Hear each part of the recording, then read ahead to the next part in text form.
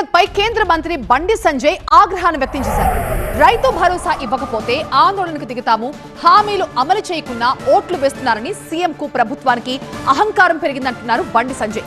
MPTC ZPTC ఎన్నికల్లో ఓడిస్తే ప్రభుత్వానికి బుద్ధొస్తుందన్నారు.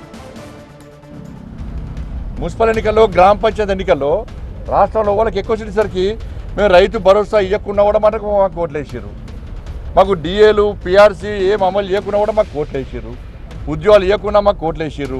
2500 రూపాయలు ఇవ్వకుండా మాకు కోట్లు వేసారు. 4000 రూపాయలు ఆసరా పెన్షన్ ఇవ్వకుండా మాకు కోట్లు వేసారు. ఫీజు రియంబర్స్మెంట్ ఇవ్వకుండా మాకు కోట్లు వేసారు.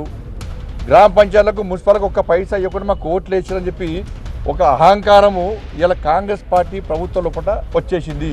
నా క్యాబినెట్ సమావేశం జరిగితే రాష్ట్ర ముఖ్యమంత్రి స్థాయిలో ఉన్నటువంటి ముఖ్యమంత్రి గారు మిర్యాలగూడ సభలో రైతు బంధు వేస్తా 9000 కోట్ల రూపాయలు రెడీ ఉన్నాయి వేస్తా అన్న ముఖ్యమంత్రి గారు నిన్న క్యాబినెట్ సమావేశంలో ఎందుకు దాని గురించి చర్చ జరగలేదు. మరి రైతు భరోసా వేసే ఉద్దేశం లేదు. ఇట్లా మోసం చేస్తేనే బీఆర్ఎస్ పార్టీ ఇట్లా కూర్చోబెట్టారు. ఇలా మీరు మోసం చేస్తే మీ విషయంలో కూడా ప్రజలు ఆలోచిస్తున్నారు. కూడా మొదటి విడత వేయాలి, ఇప్పుడు ఈ విడత వేయాలి, నెక్స్ట్ విడత కూడా కలిపి ఇప్పుడు వేస్తే రైతులకు ఉపయోగపడుతుంది. రాష్ట్ర ప్రభుత్వం ఇస్తుందా కదా. రాష్ట్ర ముఖ్యమంత్రి స్పందించకుంటే 100% రాష్ట్ర భారతీయ జనతా పార్టీ రామచంద్ర గారి నేతృత్వంలో ఆందోళనకు సిద్ధంగా ఉందనే విషయాన్ని నేను రాష్ట్ర ప్రభుత్వం తెలియజేస్తున్నా. మీ మాయ మాటలు, మోసపూరితమైన మాటలు సాగాయి.